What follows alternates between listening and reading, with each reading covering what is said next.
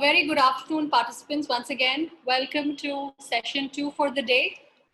After a very interesting session 1 that we've had on financing business recovery, we heard a lot and we understood all, very exciting new things about how we can make that happen. We're now moving to the second topic for the day, which is through a panel discussion all about leveraging international business opportunities and the various government measures that are going to, give us the impetus for that.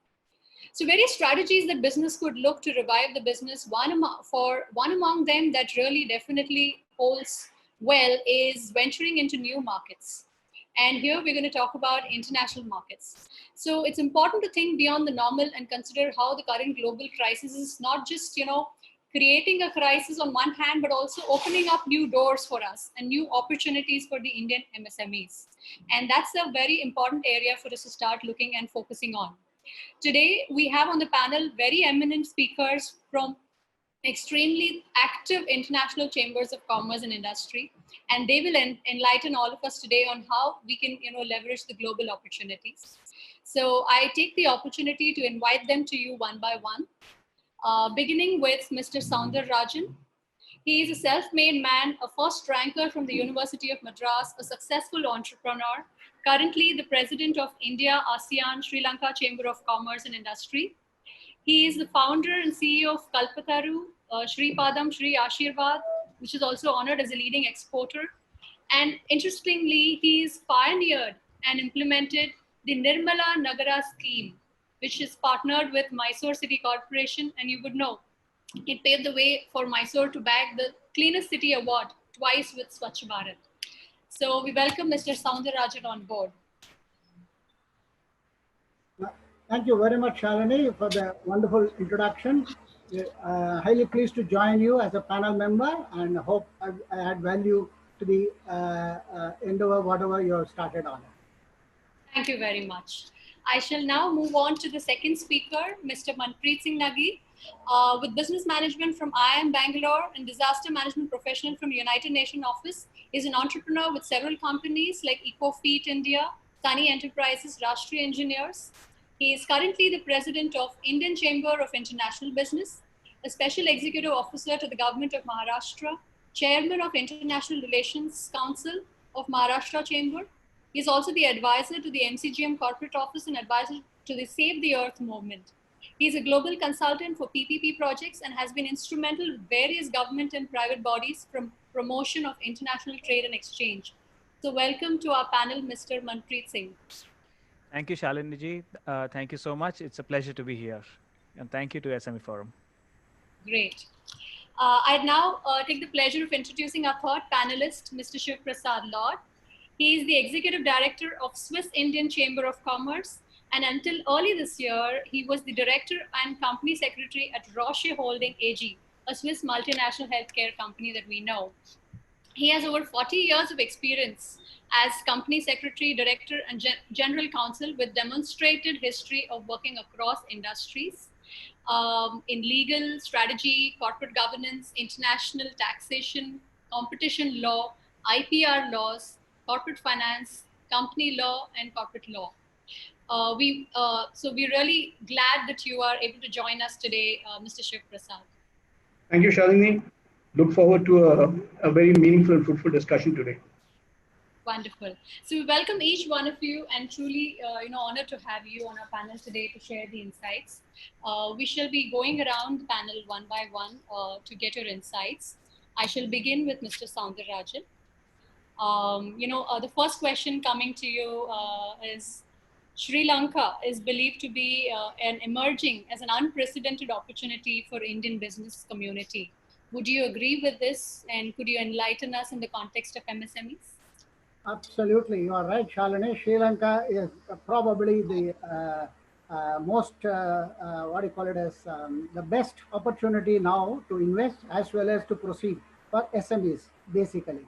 Because the SMEs in Sri Lanka make up about 75% of all the enterprises in the country and contribute about 52% of the total national output as far as that is concerned.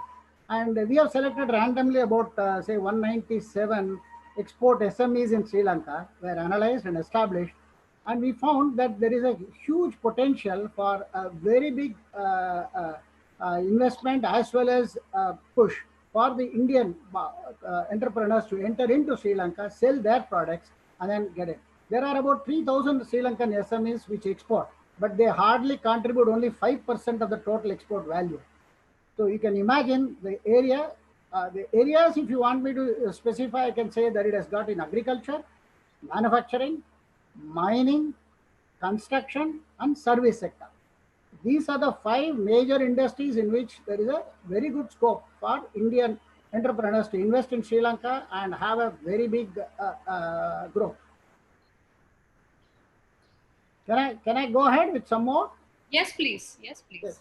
So, if you look at it, major export of commodities for Sri Lanka has been mainly textiles and apparel, tea and spices, rubber, then precious stones and coconut products. These are the major ones. Of course, fish and fisheries are there. But if you look at the export partners whom they have, with India, it is only about 5.8% of the total one. So it is very, very few. If you look at it, the scope for Indian entrepreneurs to become a partner in Sri Lanka and do that business will be exceedingly, the chances are very high. And the major imports of commodities for Sri Lanka are textile fabrics like knitted garments and croched fabrics are in huge demand. And the HS code, of course, is about 60 for as far as that is concerned. China, Taipei is also there along with us for being export into Sri Lanka. But the possibilities of Indian fabrics going into Sri Lanka is very high. They also have requirements of vegetable fats, waxes, soya bean oil, groundnut oil, palm oil, sunflower seeds, animal vegetable fats, beeswax, cocoa and cocoa preparations. So, and there is a huge scope, and we have some special agreements on general agreement for tariff and trade. Even that is available as a founder member of the World Trade Organization. So there is a very good scope for us and for India to do a lot of trade between the two nations from 2004 till the recent time. It has grown up by about 128%. Wow, that is very, very big opportunity that you've just called out, Mr. Soundararajan. And I really hope the panelists have taken note of all the industries which you just mentioned, because they were really, really the kind of industries that MSMEs are in today.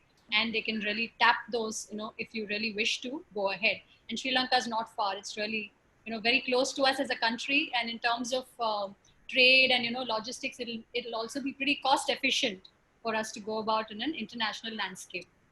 Sure. And one more thing I would like to add is that we are the only chamber who have an association with Sri Lankan chamber. There is Sri Lankan country. There is no other chamber, according to us, whatever we have, there is no other chamber is associated with Sri Lanka as far as that is concerned. So that's another very important piece of news that you've given us, because that also lets us know how we should go about, if one would look at international opportunity in Sri Lanka, then definitely they can, be in connect with the chamber as yours and us to kind of take things forward, how they can go about business opportunities. That's excellent. Great. The next question to you, Mr. Soundararajan, is apart from Sri Lanka, in the ASEAN landscape, which is ASEAN is Association of Southeast Asian Nations, right? So various other countries like Indonesia, Malaysia, Thailand, Singapore, Vietnam, and others. In which of these countries do you see opportunities for MSME, either as on the import front or on the export front? Okay, I'll just give you a few of them as it is. Even Singapore, there is a very good scope as far as they are concerned, especially the I'll touch most of the countries if possible. So first I'll start with Singapore. The major imports for them has been mainly on fresh fruits and vegetables, milk and dairy products, cereal preparations, groundnuts, flowers. This is something India has got in potential, a lot of huge facility. And only thing where we need is to have a good tie-up. In the sense, within ourselves, within the small MSMEs, form a small group. And then together, if you really have a good working and an environment, definitely there's going to be a good business because we'll be more competitive compared to the other places. This is as far as Singapore is concerned. So coming to one country which you have not mentioned, the scope which we feel there is a lot of it is Brunei. Brunei is a country where the small and medium enterprises have been identified as a major players for them in the industrial development. And the potential is very high as far as the diversification of the economy is concerned. And there are many items for which the Indian MSMEs can really participate. Because there are soaps, there are organic surface active agents, washing preparations, lubricating preparations, artificial waxes, polishing, then candles, modeling paste, dental preparations, and what do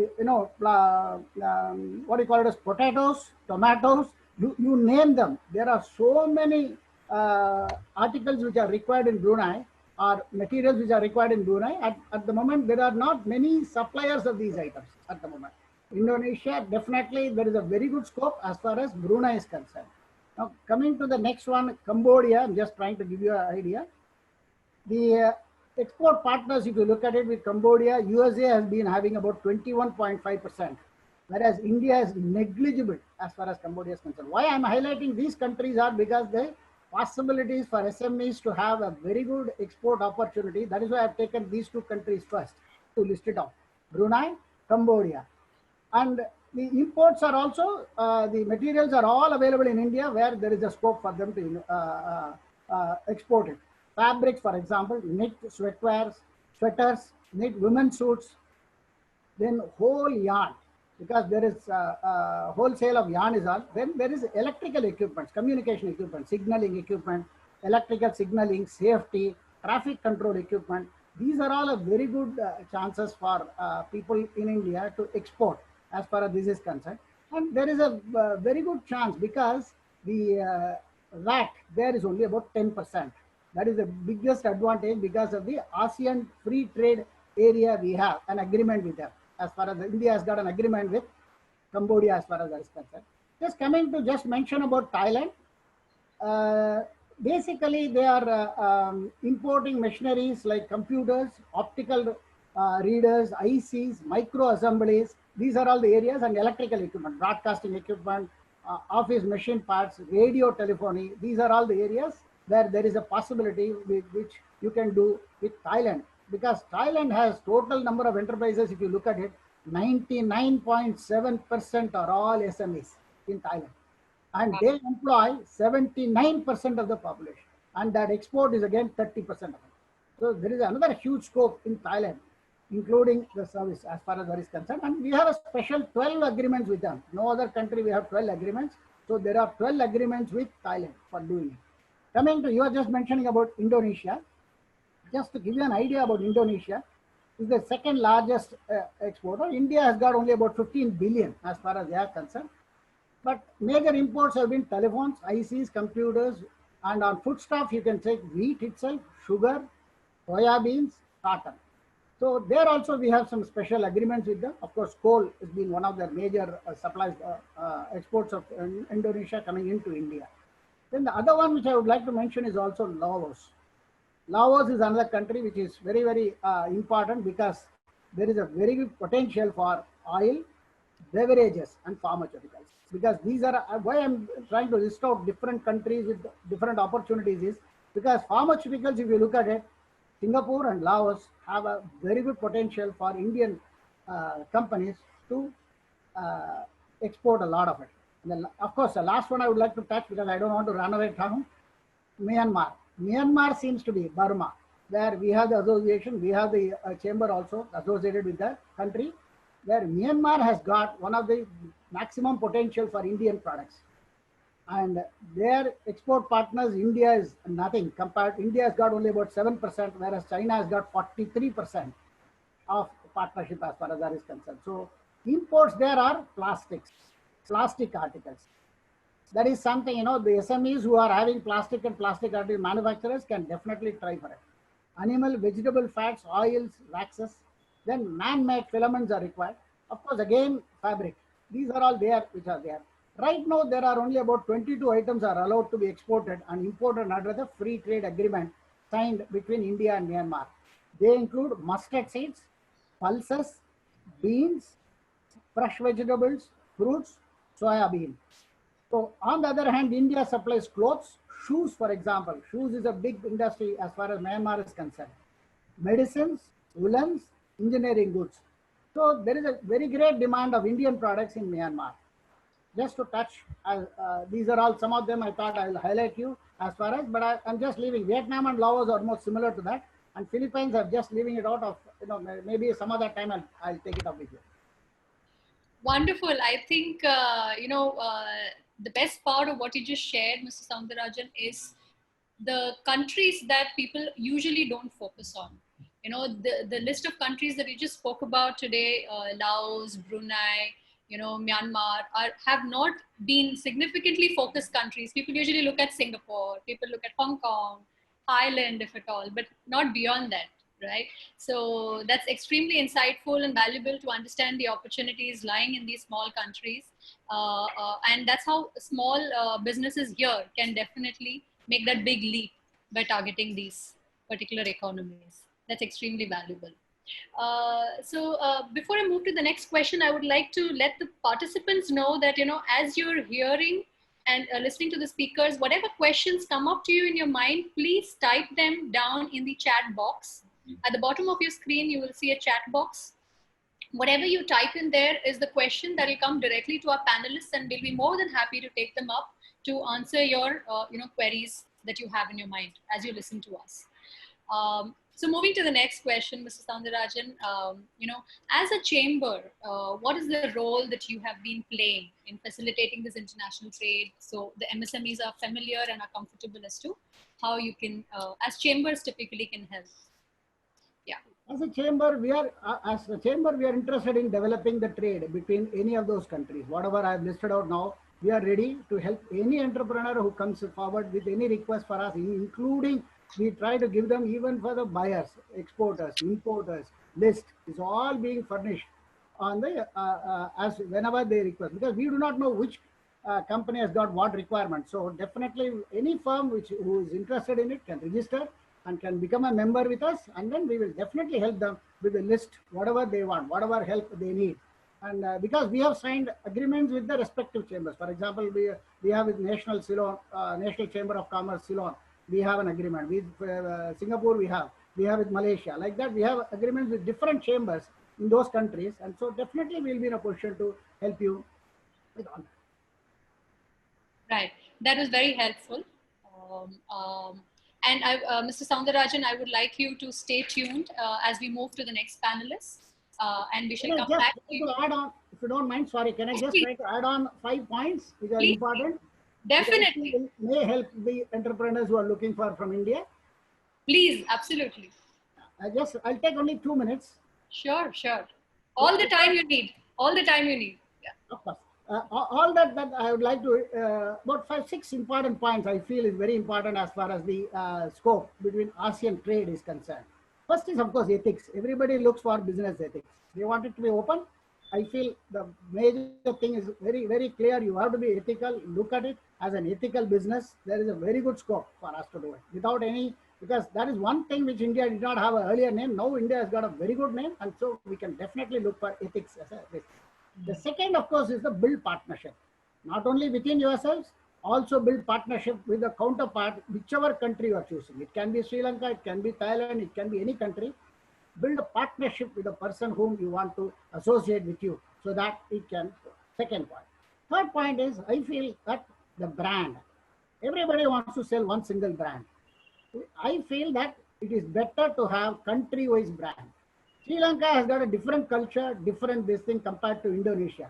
So trying to put the same product in the same country with the same brand may not have that kind of an impact. You may have a better impact if you choose the culture and depending upon the people's preference, you choose the brand names differently. It can be the same product, but it can have a different brand name as far as that is concerned.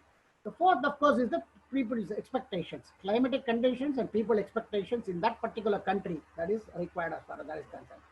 And the fifth one is import what is available with them in excess. For example, Sri Lanka has got cinnamon, for example. I'm just listing out one of them. It can be rubber in some other place, Malaysia, palm oil, something like that. I'm just trying to say, try to import something which they have a lot of potential to. and you try to add value add for this product and re-export it back to them or to any other country of your choice. This is the sixth one.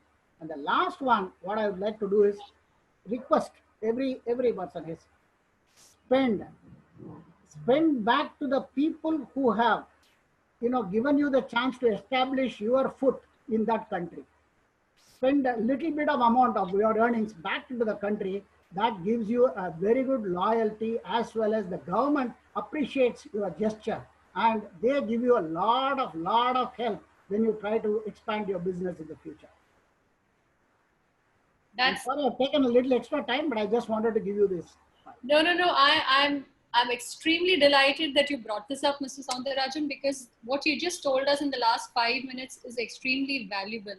You spoke about creating brands in different countries that are customized and suitable to those countries, and the partnership approach and also the giving back approach to each country to have a strong footing is excellent and very, very valuable. I'm glad you brought that up, and I'm sure MSMEs who are looking to have a foothold outside have picked up their clues here as to how to go about it from your experience. Thanks a lot for that. Thank you. Thank you very much. Thanks. Please stay tuned. We'll come back to you with more questions. Sure. Yeah. We now move to the second panelist with us, Mr. Manpreet Singh. Mr. Manpreet, the first question coming to you is, now we've heard all about the ASEAN countries, and I'm sure there are a whole lot of other countries that you are in connect with, and if you could guide and tell the MSMEs as to which are the other countries where there are exciting opportunities from a good margin, attractive margin perspective, which are the countries they should be focusing on? Hello, everyone. Very good afternoon. Mr. Soundarajan has set such a high bar for me that I really don't know where to start and where to finish. I mean, the amount of information he has given is so detailed and phenomenal. So I think I can't match that. I'll try to stick with the generics. So I'll just give a broad information on the kind of opportunities available in the countries in the rest of the part of the world. So let me pick up some areas of the world where, Indian MSME companies have got a very good scope. Let us assume that we are right in the middle of the world. On one extreme, we've got the Americas. On the other, we have the Oceanias, which is like the Australia and other. And we have the rest of the world right in the middle and very close to where we are. So in the near vicinity, if you really ask me, Middle East is the first thing that comes to your mind. For a person sitting in Bombay, which is the financial capital of the country, we find that, Dubai is the natural choice. Dubai or UAE, if I may say so, is the natural choice. It's like about a 2-hour flight. People fly down morning, come back evening. They've got their offices there. They've got their homes there. And they've been connecting since decades. But it is a saturated market today. And with the global scenario, we find that, it has become an expensive market to do business in. The cost of doing business has gone high. The cost of living has gone high. So, but it is definitely, the Middle East is a very attractive market. So what should an MSME do? I mean, for a large corporation, it doesn't matter whether they are based in Dubai or elsewhere because they have those kind of margins. But a small and medium company, we have even micro companies today. We've got self-help groups today who are doing exports, which is very surprising to a lot of people that I know of. There are women help groups that come together, make the household products, and they are exporting them. So for them to set up a base, for example, in UAE today is an expensive affair. They've got limited assets. So what is the natural alternative? I would say it's Qatar. Today, Qatar is competing very well with UAE, very well connected with India. The number of flights is equally matched. The service is amazing. The government is going out of the way to help the Indian companies set up the base in Qatar to service the entire Middle East. The Qatar itself is a very small market, but it has got a huge population of Indians. You feel as if you are in a cleaner version of Dubai, if I may say so. And like we say that Dubai is a cleaner version of Bombay, I would like to say Qatar is a cleaner version of Dubai. So going ahead, what you can plan is get access to Doha or Qatar as your hub in the Middle East as an alternative to Dubai. That is one section where the government is going out of the way, like I just mentioned. Why I say that? I'd like to highlight certain points. We have a working relation with the government of Qatar, with the Qatar Chamber of Commerce, in addition to all the other countries in the Middle East. The kind of approach that we found different was that when we approached them saying that, okay, there are certain Indian companies that are looking for alternates, what do you have? So they say that, oh, our normal charges for setting up companies $5,000, but if you're coming with minimum 5 companies from India with your recommendations, we'll reduce that to $500. So that was really phenomenal for us, where the government says that from $5,000 we are coming down to $500. I mean, that's a substantial difference for any small company. For a large one, maybe it won't make a difference. But the only thing is they say that, okay, you know, you have to come here, you have to base here. Visas is not a problem. You are on arrival. You don't need a visa for going to Qatar. So these are the kind of positive measures that any business would like to avail of. For example, when a company wants to go abroad, the first thing that comes to mind is residence visas, cost of living, cost of doing business for any small and medium company. So with these three things taken care of, what you do is you concentrate more on your core business. And that saves you minimum 6 months time. I mean, you can plan to set up in Middle East country within half an hour. I mean, I know you can go to UAE, go walk into the office of any of the free zones, and within 1 hour, you have your license in your hand and you walk out. And that's how fast the governments in the Middle East operate. They have their negative sides, they have their downsides, but when it comes to your business, which you are concentrating on, I think that is the thing that you really need to look forward to. Then coming back to the other countries, Saudi Arabia, when it comes to a large market within itself, I would say Saudi Arabia is a huge market in the Middle East where very few Indian companies have tapped. So all these companies from Saudi, they come to Dubai, they buy your products, they go back to Saudi and sell it. But Saudi is the actual end market.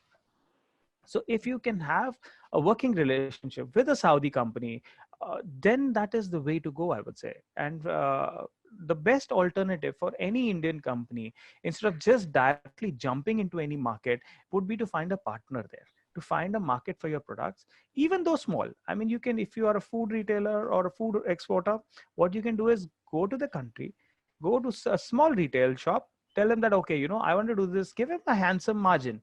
I mean, for a small and medium company, access to the market is more important than anything else. And the moment you have one customer there, getting others is not very difficult. But go there, talk to the people there. Like something that sells in Bombay might not sell there. Something that sells in Chennai might not sell there. But that person who's sitting there will tell you, oh, tweak this like this. This is what sells here. This is what doesn't sell here. Make partners and make relationships. That's what will help you in the long run. You know, we Indians have a tendency to do everything overnight. So I would recommend that take it slow, take it steady, and it will definitely go a long way. But make your plannings very well. So we find that, you know, one fine day a person comes and says, oh, I want to open a company abroad, where I don't know whichever. So I'm giving you the examples that we have faced as a chamber. So I don't know where, but I want to export. So I request all the chambers also to have hand-holding sessions where we actually counsel them what to do, where to go, what is the market, what is the kind of product that you can sell where. So these are the things that you need to be, as a small and medium company, it has to be clear to you that what you want to do, where you want to go, and why you want to go. It's a very good thought that you want to export, but doing it the right way saves you a lot of money. Capital today is really scarce. You need to conserve capital. You need to save capital. So make the right decisions is my suggestion to all the MSME companies. Another thing that I would like to add is, you know, even to the government of India and to all the exporters, manufacturers, SMEs, treat exports like a national asset. You're bringing a lot of valuable foreign exchange into the country. It adds to the country's kitty. You help in nation building. This is one thing that you need to keep in mind when you're looking to export your products. It will give you a sense of national pride. It will give you a sense of marketing your products with more enthusiasm that you're doing something for your country in addition to for yourself. So when you have that in mind, you know, your change, your focus adds value to your efforts also. So do remember that whenever you're looking for exporting to markets. We find that the government of India is also supporting now. We've had a notification come out just yesterday where the government has said that for an MSME classification, you would have exports, value of exports excluded from the turnover. So this will give you an enhanced input also that, okay, you know, if I'm adding this, I stay as an MSME, I can grow better, and you can have domestic maybe 5 crores, and domestics can be 500, exports can be 500 crores. You are still an MSME because you're pushing yourself to the limits to save your country, to help your country, and to protect your country. So this I would request all the exporters to keep in mind. Uh, I was mentioning Saudi Arabia. Coming back to that, uh, like I said, Saudi Arabia is a market in itself. In addition to that, there are a lot of American companies based out of Saudi Arabia. So if you're targeting the American market also, Saudi Arabia, you can say, is a gateway. So if you're getting into Saudi market as an Indian company, we've got offers where a lot of American companies has approached us for due diligence, saying that this is an Indian company operating in Saudi Arabia. We want to take them global through America. So that is the kind of exposure that you get being in Saudi Arabia. We also have a very good working relationship with the Saudi Indian Chamber of Commerce, that and Saudi India Business Council. Some of the top industrialists and the top government functionaries are part of this institution. So approach these organizations. Whenever you want an exporter or an MSME company wants to venture into a new market, approach the chambers, approach the institutions. You will get the first-hand feedback. Of course, everything is open, available on Google today, and when you go to the websites. But when you talk to somebody, that is when you get the real insight of going into any market. So do keep in mind when it comes to that. Going little abroad, when we talk about margins, where do you get a margin where people can't easily reach? Today, which is that market, I would say South America. South America is difficult to penetrate. Language is Spanish, not easily a second language to Indians, but it's a huge market. I mean, when you say just two countries, for example, Brazil and Argentina, they cover more than 50% of the South American continent. It's that huge. So if you're targeting these two countries, that is the kind of thing that you need your access to. You do have an issues with the market access because of the language problems, but you can always hire somebody local. It will be a very good thing. The government will support you outright when you're generating jobs in that particular country. So the moment you say that, oh, I want to hire somebody for Spanish or as an office boy or girl, and we want to set up operations there, the local government also comes and sets up as a partner with you. So utilize all these services, utilize the government incentives that are available. And we know of a case where a very small company, you'll be surprised if I mention this, they make khakra. I mean, khakra is something that comes naturally to a Gujarati and to people who are traveling. They went into Argentina and they were like, no, we want to sell khakra in Argentina. My first response was, who's going to eat khakra in Argentina? So they said, no, we're going to sell it as a value-added product and as a health product. I was like, okay, that makes sense.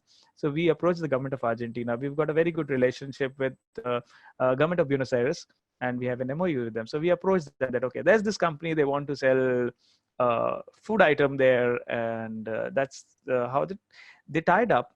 They supported them. They gave them a free office. Can you believe that? One of the most expensive things that you can do in any city is open an office there. They gave them a free office. They said, okay, utilize this office, do there. And they said that, okay, we want to employ 2 people locally. So they said, why are you employing full-time employees? We'll give you interns, college graduates. You just need for the language, you take up people who are learning English. And, the cost came substantially down. They were able to sell khakra within 2 months of entering that market. And I'm really surprised they're selling it to all non-Gujaratis. I mean, that's the kind of marketing approach and the opportunities that Indian companies have in similar countries. And can you believe what is the price of one khakra? It is nearly 1,000 rupees for one packet. That is the kind of margins these people are making in these markets. Because although we found that in this particular example, there were a lot of khakras coming from the US, but it was going from India to the US and the US to South America. So when you're directly approaching a market, South America is traditionally very well connected to North America. From India, flights are expensive. Most flights go via US or Europe. And so it's an expensive affair. But once you manage to reach there, your margins are phenomenal. That is the kind of market you need today. Today, when you're going to the traditional Indian export markets, like you have for US or Europe or France or Germany, you have very tough competition. You're fighting for cents. And here people are making dollars. So that is the kind of difference that you really need for your business, where you can get more margins. That is something that really would help yourself. And I would say one thing, Indian businesses and Indian people have the ability to help themselves. They don't wait for somebody to come and give them a way and all that. We find our way. We just need a direction. So once we are given the direction, okay, this is a market and this is the potential product, and this is like Soundarajan ji mentioned in detail, which product goes where in which country. I mean, if you have access to that kind of information, half your job is done. All you need to have is the will. Go there, start, and start raking in the orders. So that's how it has been happening for the Indian companies. One piece of advice that I would like to add, for small and medium companies, it's something that we should think upon. It is a good approach. It works fine globally, but in India, it has not seen much. It's a cooperative movement. I've found that within India, like the sugar cooperative, the self-help group, they are always coming together to manufacture products, but not in the export sector. Have a consortium selling, have an enterprise that puts 10 companies together, which are non-competing with each other, and then use this opportunity to get into these markets. Like, for example, a garment industry. I have a habit of talking with examples, so I will give another example. I hope we are there on time. Absolutely. Please take your time. Take your time. So there was this group of companies that approached the government of Ethiopia, saying that, we want to set up a garment manufacturing unit there. So the government said, okay, $2 million, you come with $2 million, and then we will give you land free, tax free, this, that, and the works. So these companies were very small. They said that, oh, we don't have $2 million. If we had $2 million, we would have done great in India only. So then what they did was 8 people came together, divided that $2 million amongst themselves, and said that, okay, this is the kind of figure that comes to each of us. They approached us, we approached the government. We said that, do you need hard cash, or do you need anything else also that can come? They said, no, we are okay with machinery, we're okay with raw materials, you can get whatever you want, but the value has to be $2 million. It has to be justified, it has to be audited. So these companies came together, pitched in their machinery, pitched in their raw materials, put up the value at $6 million. Can you believe that? They were having a problem with $2 million, and they came up with a figure of $6 million. And what they did, put all their spare machinery together, which were not in use within their Indian factories. They shipped it all to Ethiopia, and they started manufacturing there.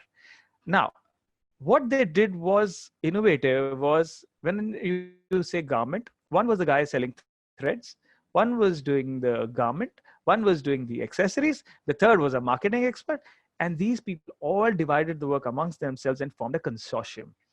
The moment they went there, within 6 months, I think they were producing. They were set up in a zone where there's already large government groups from the world over. There's already a buying office for American companies, which is there. They turned profitable within 12 months. Can you believe it? So this is the kind of thing that consortium selling helps you to achieve. So this is a segment that Indians really need to look at. And like I said, this is a live example what people did. And even when you're saying marketing, you can take 10 products together. For example, food products. If you're selling food products, one type of food product, I mean, the customer is going to buy the other also. Give him a market and he will be happy to buy from you. So I think Indian MSME companies really need to look for this thing and consortium selling kind of thing. So this is the live example that I have for Ethiopia. I would like to add another thing. Mr. Soundarajan already hinted on that, is the preferential agreements. There are a lot of preferential agreements that the government of India has signed with a lot of countries, where there's duty-free access. I mean, not only for imports, but for exports also. Imagine you're going to a market that is levying a duty of 20% on all the products from all over the world, and you as an Indian company have access to zero duty. I mean, you are already 20% cheaper. So especially when it comes to anti-dumping duties, you have a lot of Chinese companies or Chinese products which are on anti-dumping, and you have a preferential access. Utilize all these, and you search for all these when you're accessing to a particular country. Ensure that you look for these preferential tariffs. This is where, I'll give some brief examples. Already ASEAN is highlighted. So we have the ASEAN forum, we have bilateral forums. Uh, these are the things that, you really need to access. For example, from Malaysia, if you're selling something to Malaysia, certain products have zero duty. I mean, do go there. It becomes cheaper to import from India to Malaysia rather than selling from Singapore to Malaysia. I mean, that some products are that way. So something that is just 1 hour away from them and people can drive and buy is expensive as compared to what they're buying from India. So utilize all these. Similarly, there are a lot of free trade agreements and preferential agreements within country blocks. Like Africa, you have COMESA, you have Western Africa Union. In South America, also, I think you have Mercosur. So these are groups of countries that have come together for a potential free trade agreement. Like we were talking about Ecuador. Ecuador, what happens is Ecuador is part of Mercosur, which puts all the South American countries in the same block. So you enter to Ecuador, which is visa free for India, and you can go and just set up your business there. They'll be more than happy to help us. And then you export to the neighboring countries. Colombia is a huge market. Brazil is a huge market. Although your cost in Brazil might be high, but Ecuador is a small country. They value your presence there. They value your being there and giving them access to your presence there. So use small countries for accessing the bigger ones, which gives you that advantage of all these blocks that are created for trade within a particular role. 50 countries of Africa form a single block when it comes to duty-free trade. So access the one which is the cheapest for you, where there are maximum Indians, where you feel at home too. Access that market, stay there, and utilize all the other countries. So this is the kind of focus areas that you should have in as an Indian company the moment you look at thinking of going abroad. So these are the suggestions that I would like to add. There's another country that I wanted to add, Mauritius. Mauritius, traditionally, Indians have known that, it's the financial capital and, you're getting funding from Mauritius to Indian companies. But the fact is that hardly 3% of Mauritian outgoing capital comes to India.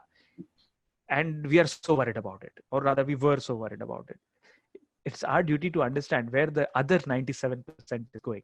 And that is what we really need to look at. There's huge capital that can be raised for Indian operations, for Indian manufacturing. So this is something that we should really look after. You can set up a base in Mauritius within a day. You go to Mauritius, very well connected to India. It is the heart of Africa, which is sitting out of Africa.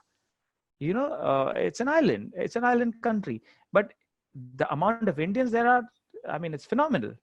The moment you go there, you feel at home. So you access these kind of countries where you feel at home, you don't feel far away from home, very well connected, and it gives you access to an entire continent. So these are the things that I would like to suggest MSME companies and small companies to look at, to think about before they think of going for diversifying their exports. And I request all the chambers to have a hand-holding approach.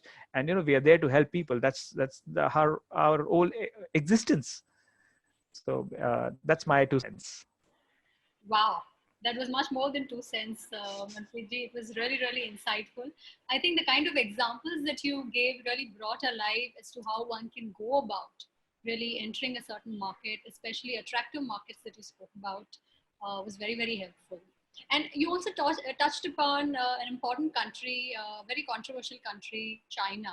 You made a mention about it. And there is a lot of talk happening right now about banning trade with China, with of course reasons behind it. And that also means several trade implications, globally.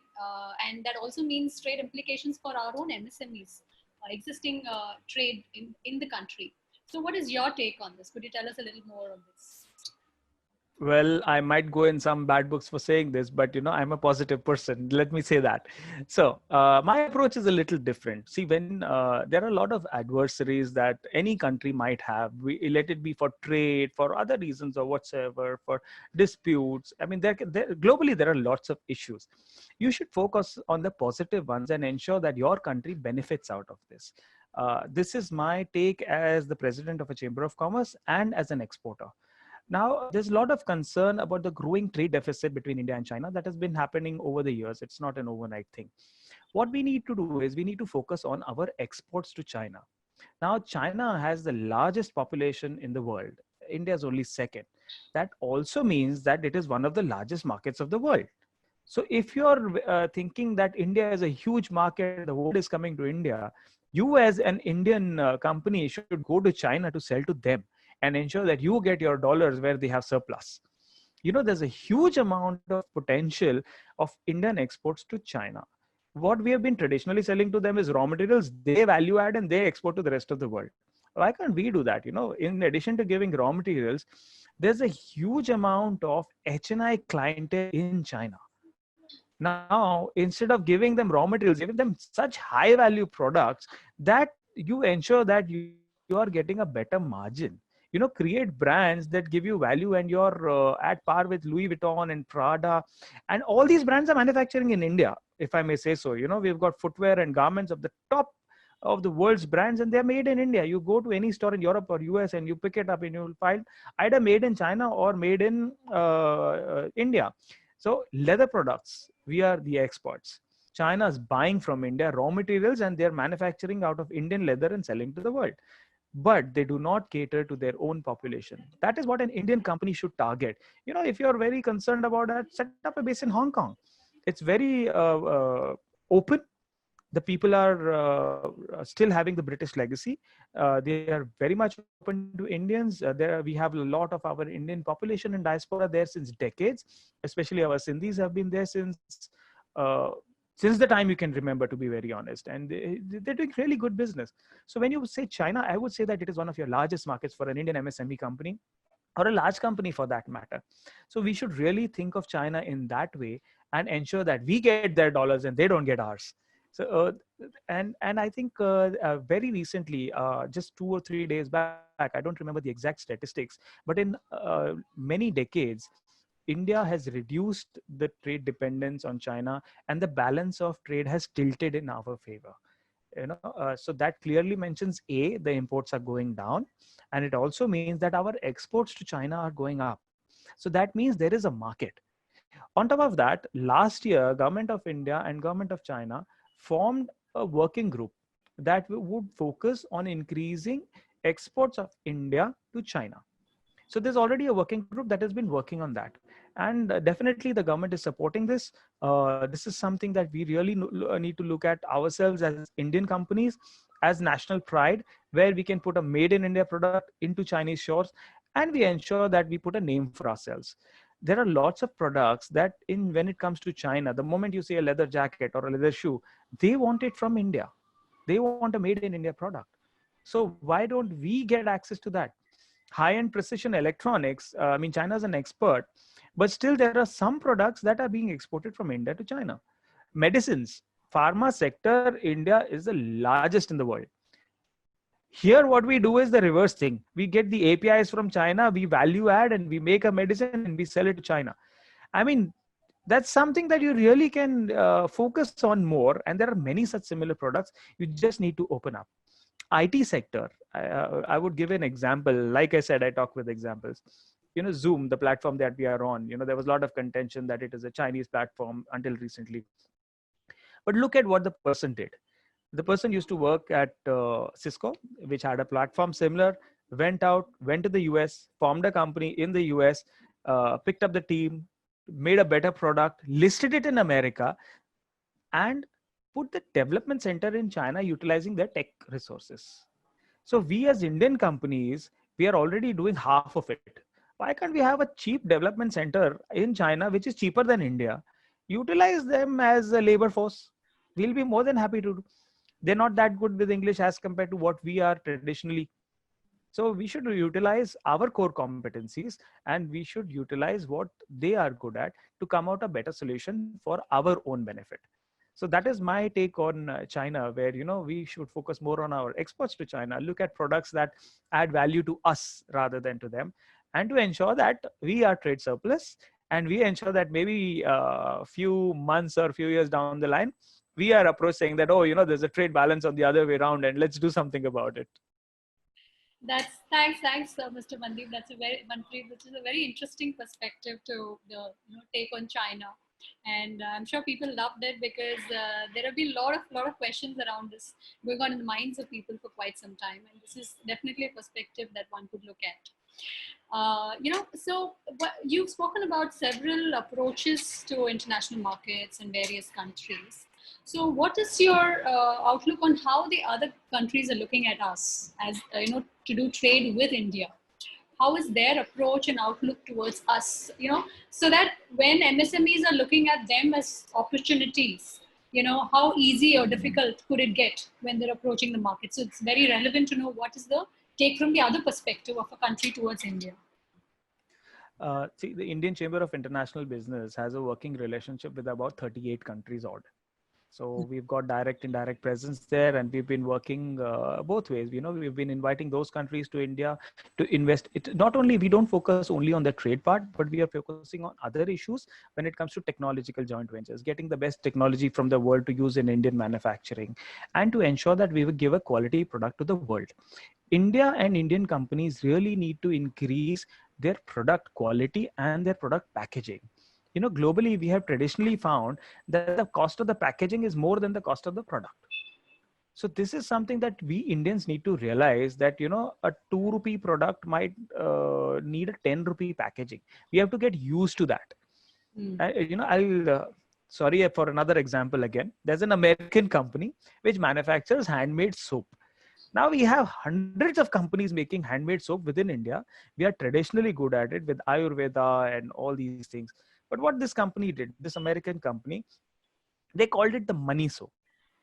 You would have seen some videos circulating on social media nowadays. They called it the money soap.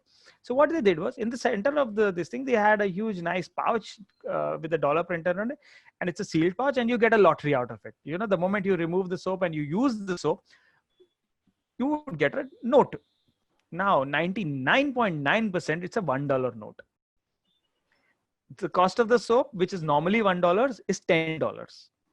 But they advertise saying that, you might be one of the 1,000 people that might get a $100 note.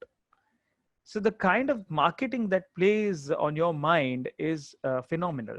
So as an Indian company, we really need to recognize this potential, and we need to learn this from the rest of the world. And what they're doing is to spend more on packaging.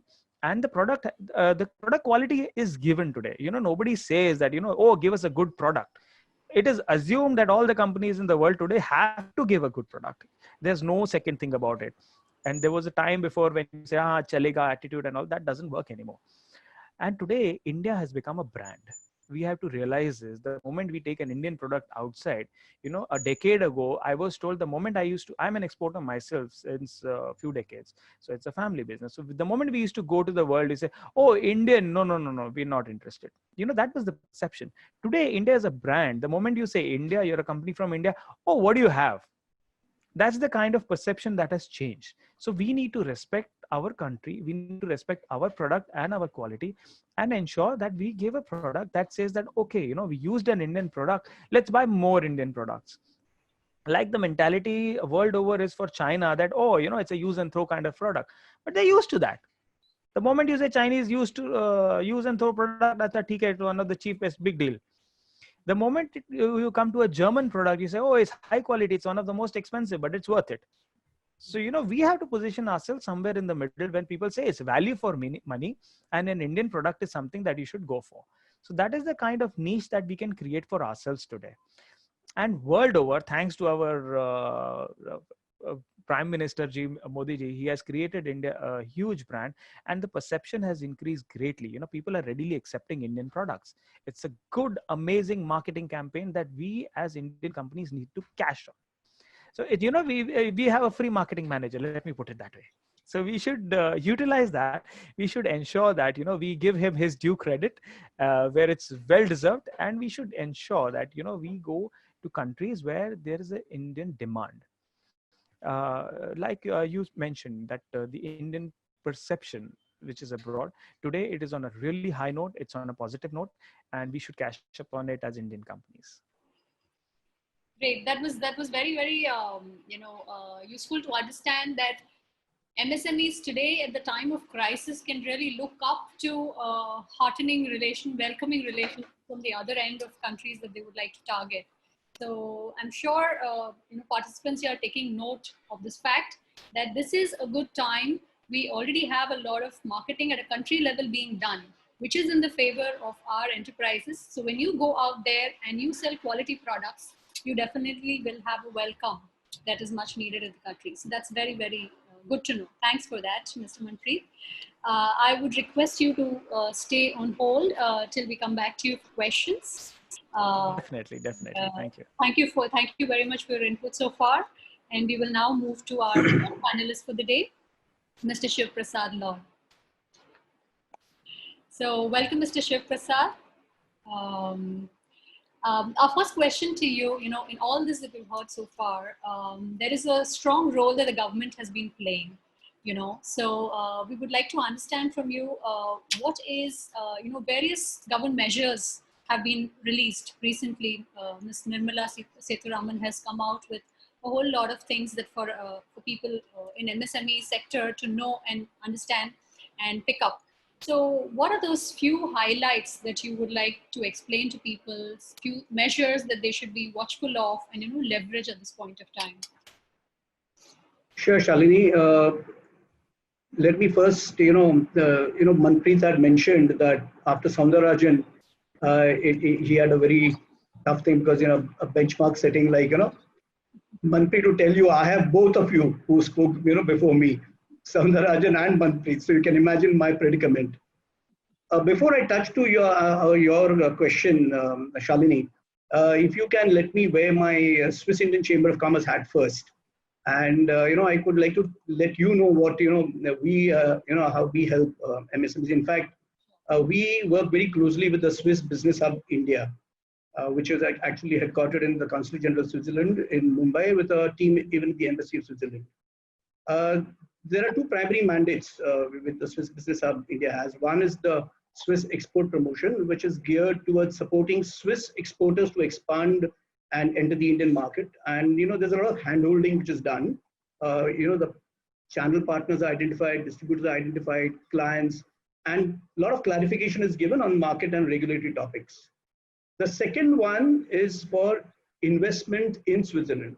So even the Swiss Business Hub identifies and supports Indian companies seeking to invest in Switzerland by establishing an office there. And, all the activities such as business development, trading, R&D, intellectual property licensing, the Swiss Business Hub acts as a first point of contact, because in Switzerland, there are different cantons, like regions.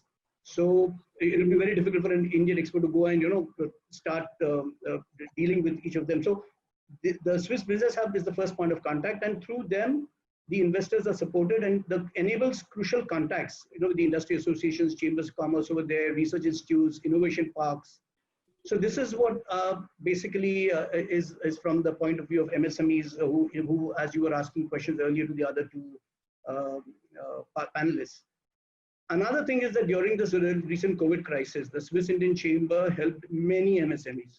We worked very closely with the Swiss Embassy, and we helped getting many of our members, in this lockdown, you could not open your, unless you were into essentials. But still it was not so easy. You may have been to essential supplies or essential manufacturing, but permissions were not so easy. So we worked very closely with the Swiss Embassy in getting them, and many of them could restart their operations, at very minimum capacity. Now to your question as to what the government measures are. Before answering that, there's one thing, do you know that when we are talking, there are so many Indian MSMEs who could be the participants today, that we have actually 65 million MSMEs in India. But you will not believe only 13 million MSMEs, 13 million MSMEs are only registered on the MSME portal, that is the Udyog Aadhaar portal. So you can imagine, because why I'm stressing this is that the benefits or the measures which you're mentioning are available to MSMEs who are registered. So the crucial thing is that Indian MSMEs need to register. Probably their awareness is not there, or they wouldn't know how to go about it. Let's start with which is an MSME? How do you define an MSME? And why I'm saying this is because just next week, the MSME definition is going to change. Today, MSMEs are divided into micro, small, medium. That will of course continue. But the definition is today, if a manufacturing enterprise has investment in plant and machinery or equipment, not more than 25 lakhs, it is a micro. If it's not more than 5 crores, it is categorized as small. And if it is not more than 10 crores investment in plant and machinery, it's medium. For a service enterprise, it is, if the investment in equipment is not more than 10 lakhs, it's a micro. Not more than 2 crores is medium, and not more than 5 crores is for a medium. 2 crores for small, and for 5 crores for a medium. But from the 1st of July 2020, that's next week, this notification had come on the 1st of June, but with effect from 1st of July, the investment in plant and manufacturing and in plant and machinery equipment is now increased from 25 lakhs to 1 crore per micro. And you have to have an additional turnover of up to 5 crores. This turnover is a new element which has been introduced.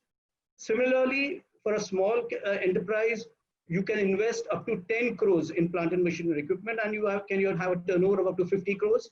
And similarly, for medium, it's investment in plant and machinery equipment up to 50 crores and turnover of 250 crores. Now let's come to the benefits, because one will say that this person was talking about registering under the MSME portal, but then what are the benefits? You get collateral free credit, which everyone may be aware of, or then you have a credit which is from the Credit Guarantee Fund. You also have interest rate exemption of up to 1% on overdraft facilities. There you get ease in getting licenses. There are states give concessions in electricity bills. You're allowed to carry forward minimum alternate tax MAT up to 15 years MSMEs. And another crucial thing is that when you are investing, you would obviously, when you sell something to a buyer or you provide services to a recipient of service, you would need to get your money in time, right? There is a provision that you have to get this money in 45 days. And if you don't get it in 45 days, there is a dispute redressal mechanism, which means that you can go to the Micro and Small Enterprises Facilitation Council, which will help you resolve it within 90 days. Because the penalty is 3 times, and that too, this is calculated on monthly rates, and 3 times the bank rate is the interest penalty which is there. So there are many companies who I know, they said, oh, the credit period is, we have a standard policy of 60 days, we don't budge. Look at your procurement policies again. If you have a small, micro, small, medium enterprise who's your vendor, please make that change to 45 days to help with your 60 days procurement policy, because if that person gets into it, your finances will go, because the penalty is huge. The next thing is that I talk of the 4 benefits, like the 4 S. There is the Samadhan, which is on the portal. What is Samadhan? Samadhan is the same thing, this mechanism for if there's dispute, if you don't recover the funds, don't recover your money. The second S is Sambandh. Sambandh is a procurement portal on the MSME side. And the third one is Sampark. Sampark is a job portal for SMEs. And the 4th S is the SIDBI, the Small Industries Development Bank of India. SIDBI actually helps for equity investment in MSMEs. Now to your very, everyone must be knowing that probably anyone must have heard also, because the announcements were made by Nirmala Sitharaman after the Prime Minister's announcement. So let's concentrate for the MSMEs. For the MSMEs, what's in store?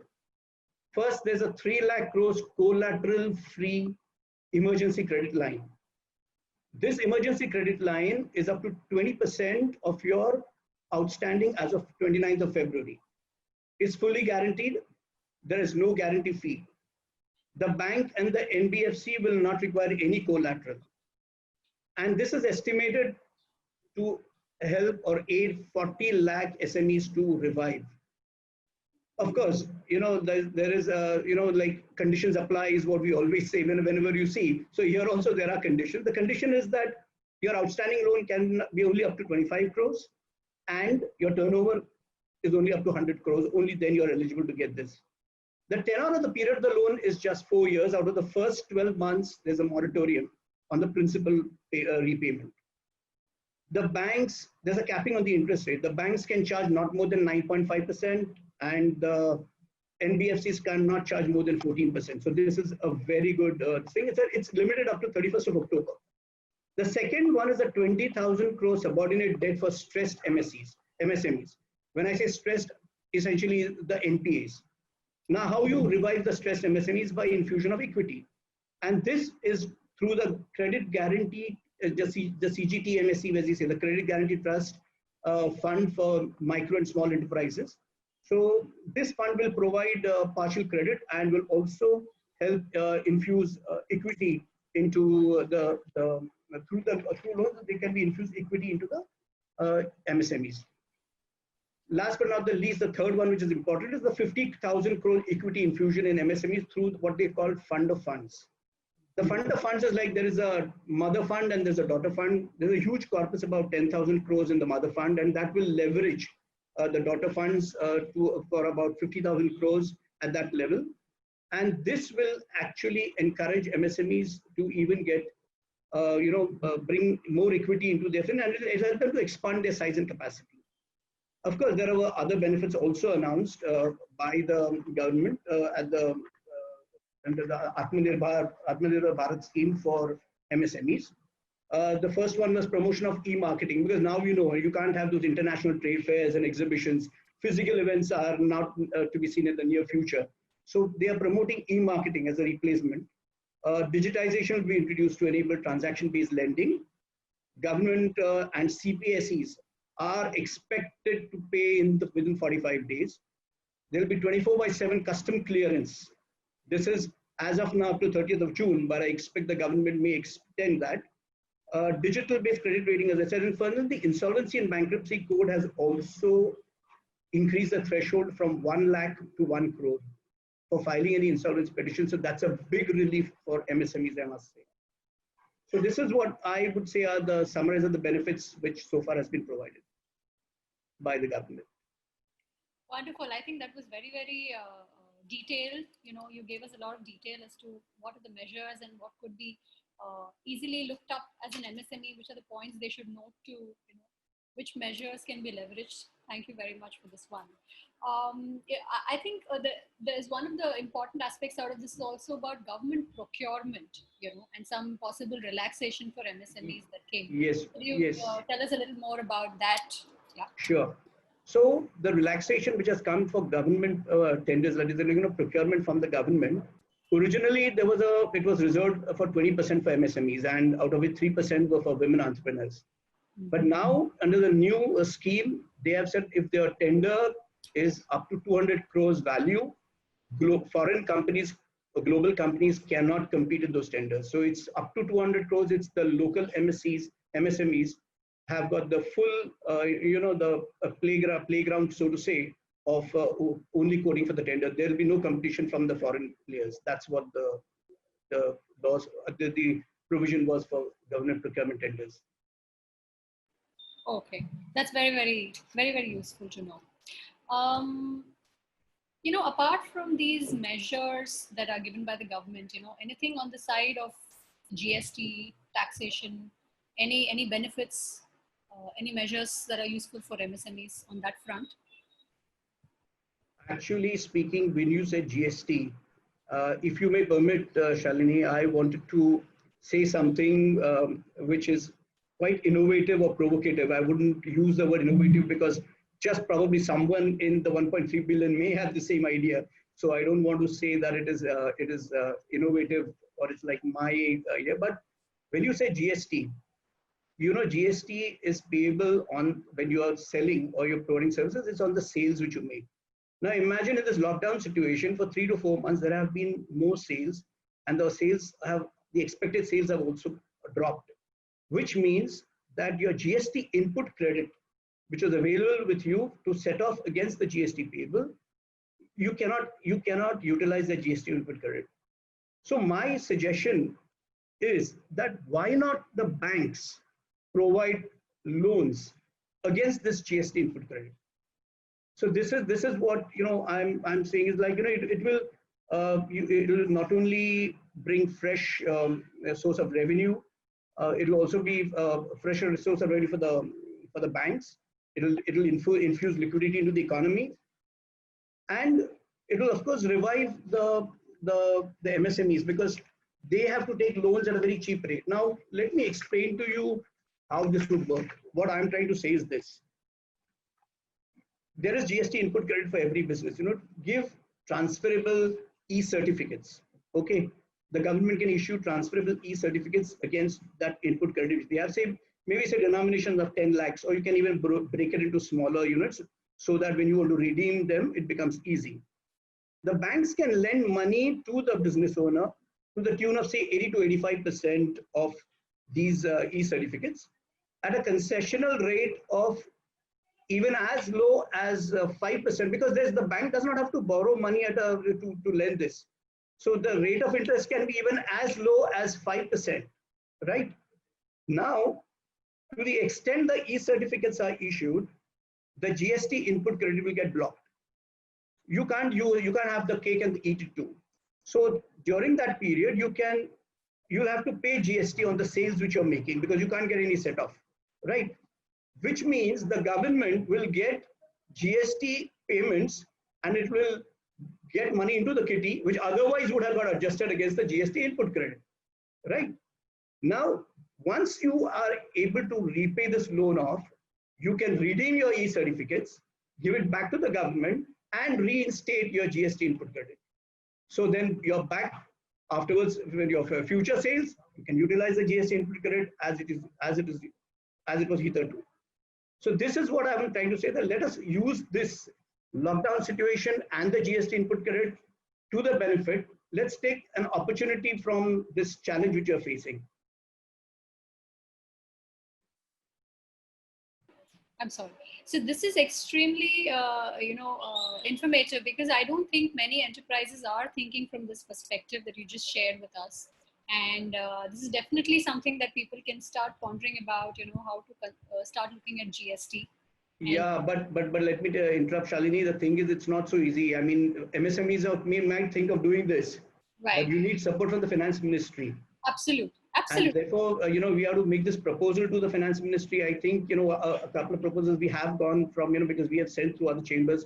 And I would even urge the India SME Accelerator Network also to put up this proposal to the government, because it's, this finance ministry, the banking division, then it goes to the GST committee, the MSME. It's not just one department of the government which can take a decision.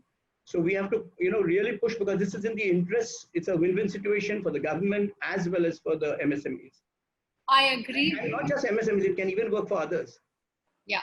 No, I agree. And these are advocacy level of discussions that can be taken up to the government, and right. Definitely at individual, enterprise level, it's difficult to push your way into many of these things. Right. And I think as apex bodies, a lot can be done here, and we can make a difference together. I agree. Yeah. So thank you very much for that insight into this. Mr. Shiv Prasad, any other aspect from a government perspective, from a law perspective, you think that will be useful for MSMEs to know at this point of time? So if you talk from a funding perspective, I'm saying funding because that's the most essential, tool for MSMEs to run. So does anyone, or not does anyone, I mean, many would be, but hardly there are, there are very few MSMEs, there are about 800 odd SMEs who are actually listed on the Bombay Stock Exchange. In Bombay Stock Exchange, there's a BSE SME platform. Mm-hmm. Of course, there are criteria. Your post-issue paid-up capital should not be more than 25 crores. You have to have a positive net worth. Your net tangible asset should be, 3 crores. Even your co-partnership or your company before, or LLP, which are converted into a company and is now an SME, wants to be listed, you have to be in the business for at least 2 years, or at least you have taken a loan from a bank or financial institutions, or your group company may have been listed for at least 3 years. But there are several benefits for a listed company. So because you can get infused the funds, and it's absolutely at very minimum cost, or rather no cost. You of course have to pay dividend, of course, when you make profits. But the idea of many are not aware that there are for startups and for SMEs, this platform is there. So I would encourage MSMEs to list their, go for a public offering and list your shares on the stock exchange. First on MSME portal, and then grow that. Of course, what is mandatory is that you have to have a website. I think most MSMEs would be having. You will have to also facilitate demat trading. That is a given. And there should be no change in the promoters for at least 1 year prior to you making an application to the SME platform of the stock exchange. I think, yes, you touched upon a very, very important aspect of the MSME exchange. And unfortunately, not many enterprises are fully aware of, this opportunity of financing that they can get from listing themselves at the exchange. So thank you very much for bringing that up. And it's a vital information that they should be having at this point of time to tap into. If the panel permits me, I think we can now move into the Q&A session. We will try to take up some of the comments and questions from the participants who have been trying to type to us. So dear participants, please continue to write into the chat box as we go through the Q&A session, and we'll try to address as many as we can in the given time that we have. So coming to the first question, so Mr. Raghunath Rajan is asking from Ritech Hydraulics, is an MSME unit holder, and they're looking for export of hydraulic fittings, which they manufacture in Mumbai. So how do we go about this? Is his question. Where can they export? So I will leave it to the panel, who would like to take this question. In terms of an export, hydraulic fittings, which market would they be able to look at for export? Okay, I'll take it up as maybe a beginner, and Mr. Soundarajan ji and Shiv Prasad ji can add on to it. When you say hydraulic fittings, it is an intermediate product. It is not an end consumer product. So you need to look at countries that are manufacturing countries. So that leaves out more than half the world, so that you can skip that part. Out of what remains, you have to also look at the countries that would be willing to buy from India for the quality issues or from the initial perception issue. Now, India is very good when it comes to hydraulics and for steel products or forgings and all these things. We've been traditionally good at it. So even German high precision machinery is using some of the components which are from India. So when we look at it that way, you can look at manufacturing countries like Turkey. You can look at countries like Saudi Arabia, which is manufacturing equipments for oil and gas. You can also look at Germany, which is doing high precision machinery. So these are the top 3 countries that you would be interested in looking at. In addition to the same, you've got Malaysia today, which is one of the supplying majorly to some of the oil and gas units. And for the food industry, they've got a huge palm oil processing industry. Indonesia has a palm oil processing industry. So these are the additional 2 countries that you need to look at. If he's looking up at industries in the defense sector or aerospace sector, then I would say Russia is a good option, because Russia is a large importer of Indian products, and we've been very well connected to them since a few decades. In addition, we've got France, which is the aerospace hub. So these are the countries that you should primarily look at, depending on the sector of interest that suits you. Soundarajan ji can add for the ASEAN countries, and Shiv Prasad ji for the rest of Europe.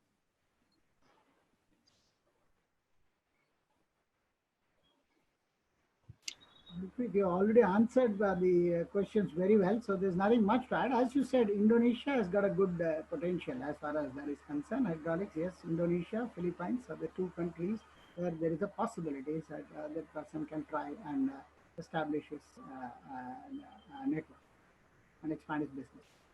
Thank you. To add, I can only say that you're welcome to Switzerland also if you want to invest, and we can help you get in touch with the Swiss Business Hub.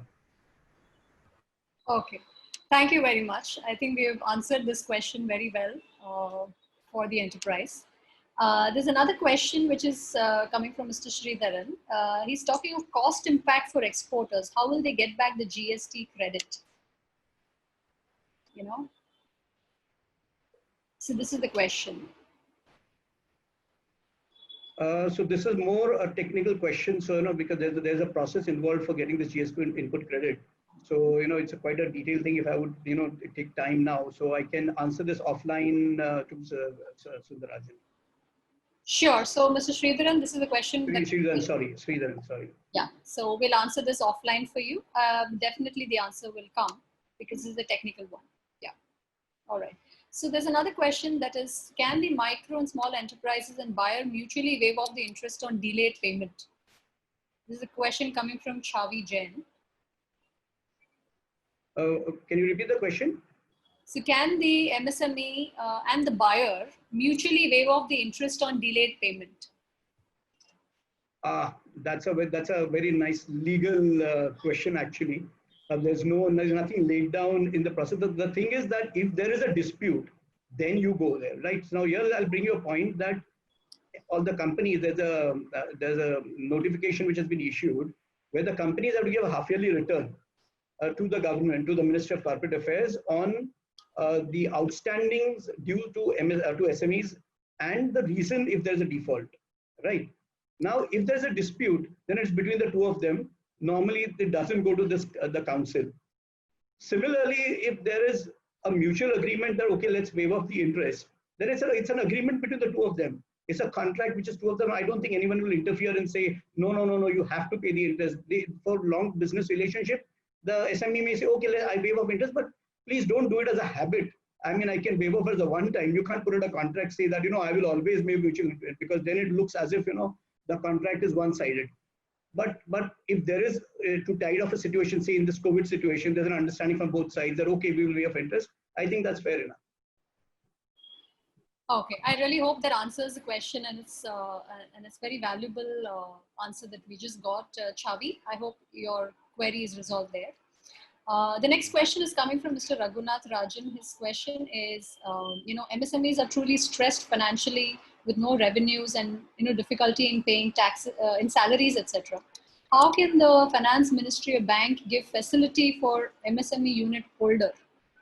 I think this is a question that has been fairly answered already, in the previous session of financing the business recovery, and also answered largely with the government measures from the Finance Ministry that, Mr. Shiv Prasad detailed out. So I think this is fairly answered. So I'll move to the next question. Yeah, I can only add that, this is all the more the proposal which I was suggesting.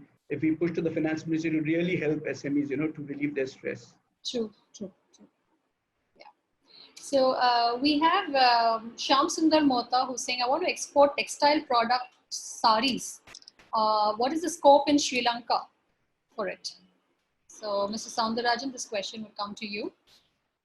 Talking about exporting textile products, saris, and what is the scope in Sri Lanka? It has got a very good potential. There's absolutely nothing to work about. You can just look for the preference, whether they want cotton, they want this, the requirements of the ladies there in Sri Lanka. The person has to do a small survey before he does it, and there's excellent scope. There is no beautiful scope is there in Sri Lanka for saris especially. Okay. Thanks for that. I think that's heartening. And the MSME. Can I add something to that? Yes, please.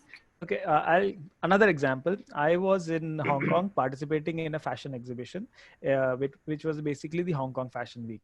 So we have a footwear division we were exhibiting. So, right next door, there was this stall that had amazing designs. I mean, very flowy gowns and tops and all these things. I felt that there's something, familiar about these, and I couldn't really get it.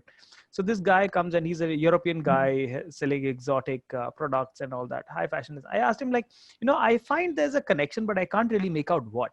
Can you tell me what, is there something, are you connected to India in any way or what? He said, yeah, these are all made from saris. So what he used to do is, instead of the normal fabric, he used to pick up unique saris from all over the country when he used to travel. Let it be South India, North India. We've got an amazing mix of saris in our country. So people are using these as fabrics to make exotic garments. So that's a huge market. I mean, of course, the volumes will not be so high, but that's where your margin lies. So this is something that, a sari manufacturer can look at. Thanks for that input, Mr. Manpreet. That is useful, really useful. We have another question from Mr. Jayashilan, who's saying we are a leading manufacturer of mechanical heart valves. So it's a medical device. So which countries is there a potential with least legal procedures as far as registration is concerned? So if he wants to do anything, she wants to do anything with Switzerland, for all the legal procedures help, the Swiss Business Hub will definitely help. She can approach the Swiss Indian Chamber and we can take it up for her. Okay, great. I hope your question is answered, Jayashilan. Okay, we have another question from Mr. Rangarao Shinde. He's talking about exporting dry fish. So which country is, friendly for export of dry fish?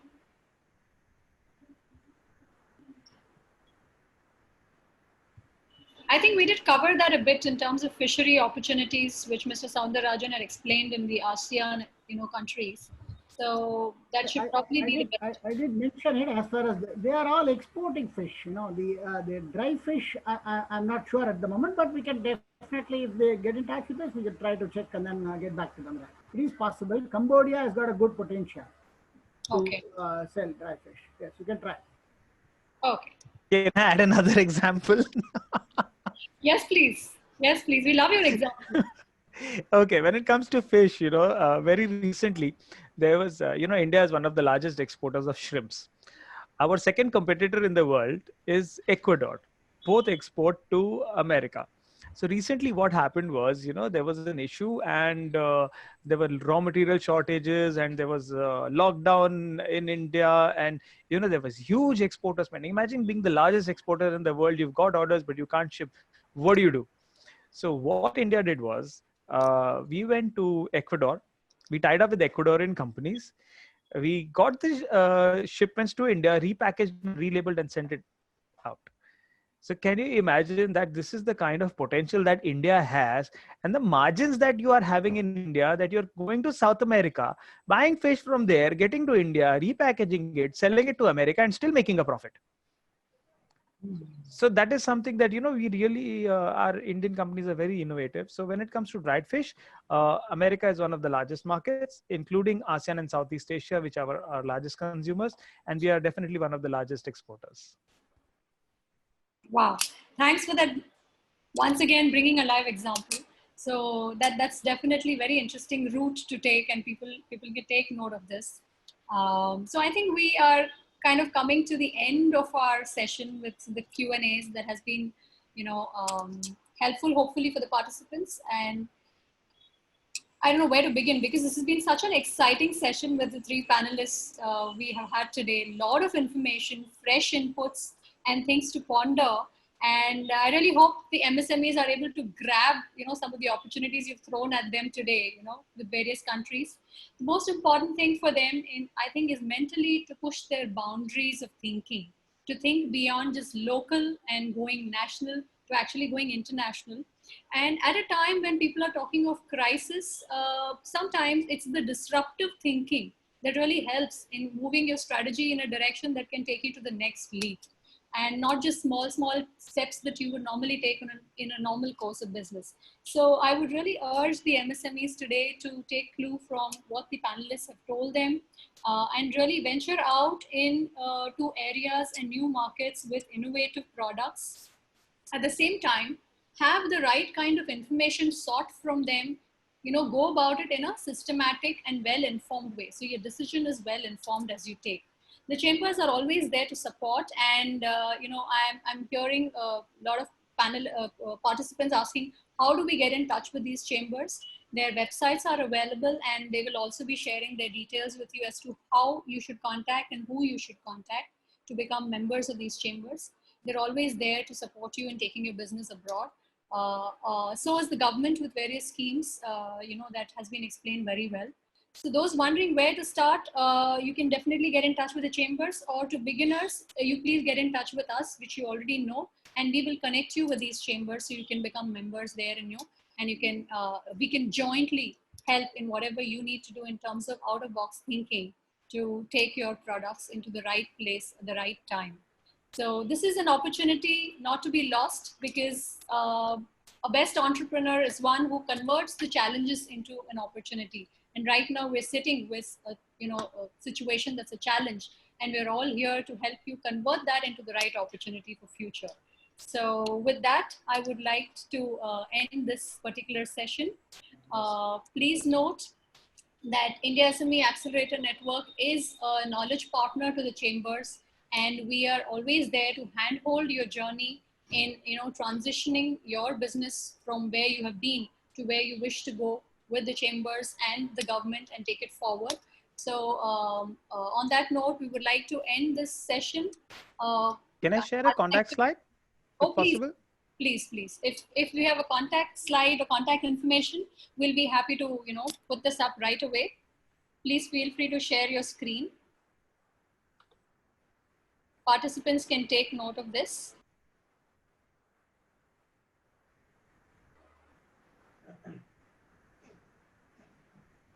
Shall I stop? I think everybody Yes. must have noted down. Thanks. I think that's useful.